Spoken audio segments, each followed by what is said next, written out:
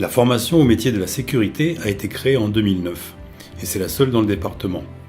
Elle accueille 16 élèves en bac et 12 élèves en CAP. C'est en tout 60 élèves qui ont été formés depuis sa création. Ils ont des cours professionnels avec de sécurité publique, sécurité privée. Ils ont les cours généraux, français, anglais, histoire géo. Et ils ont du cadre administratif, c'est-à-dire toute la partie droit et comment se gérer. Sur leurs 3 ans d'études, ils vont effectuer 22 semaines de stage. En police nationale, par exemple, on est allé à l'école de police de Nîmes. Et on est resté une semaine et on avait des cours, un peu de la pratique pour nous faire voir le métier de plus près. En gendarmerie, c'est la gendarmerie qui s'est déplacée dans le lycée pendant une semaine. J'ai choisi cette formation parce que ça me permet de bien visualiser mon futur métier et être sûr de ce que je veux faire.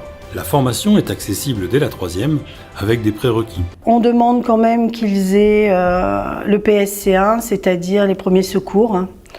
Voilà, avoir un bon niveau sportif parce que les concours se passent avec un bon niveau de sport.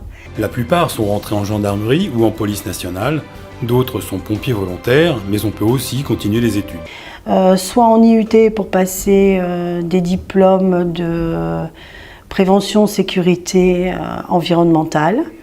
Certains ont continué, d'autres aussi ont continué leurs études en tant qu'infirmiers. Nous en avons 4 qui sont devenus infirmiers maintenant. C'est des métiers où on a des phases de progression de carrière qui sont extrêmement intéressantes. On a des retours de nos anciens élèves qui sont assez positifs puisque on est actuellement pratiquement à 80% d'anciens élèves qui continuent dans les métiers de la sécurité.